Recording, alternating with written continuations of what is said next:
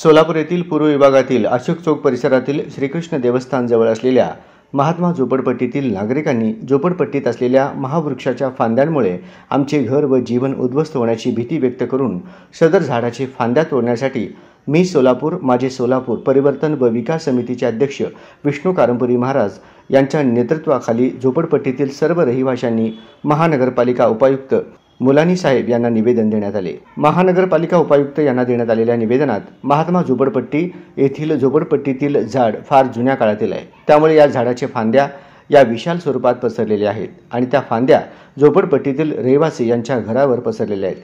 त्यामुळे वारा पाऊस आल्याने फांद्या तुटल्यास त्या तेथील रहिवाशांच्या घरावर पडतात।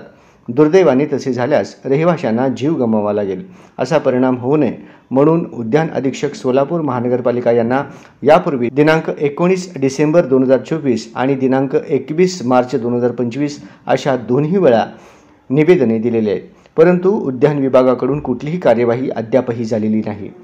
तरी माननीयांनी या निवेदनाचा सहानुभूतीने व गांभीर्याने दखल घेऊन ताबडतोब सदर झाडाच्या फांद्या तोडून झोपडपट्टीतील रहिवासी यांचे जीवन वाचवावे, असे सदर निवेदनात नमूद करण्यात आले आहे।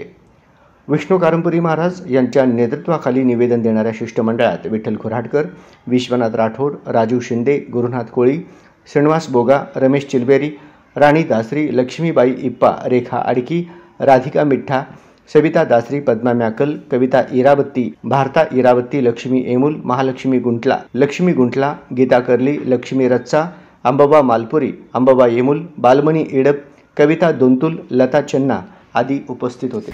सोलापूर शहरातील अशोक चौक भागात श्रीकृष्ण मंदिर येथे महात्मा झोपडपट्टी आहे।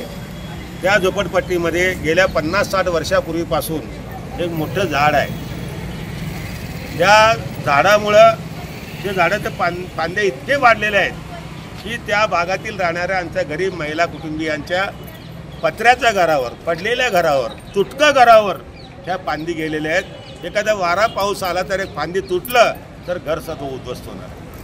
घरच उद्ध्वस्त होणार नाही तर त्यांच्या कुटुंबातील लोक जीवाला सुद्धा हानी होण्याची शक्यता नाकारता येत नाही, अशी परिस्थिती आहे। म्हणून यापूर्वी 12 डिसेंबर 2024 रोजी या ठिकाणी आम्ही यांच्या सर्व सह्याने निवेदन दिलेलं आहे। कुठल्याही कारवाई झालेली दिसत नाही।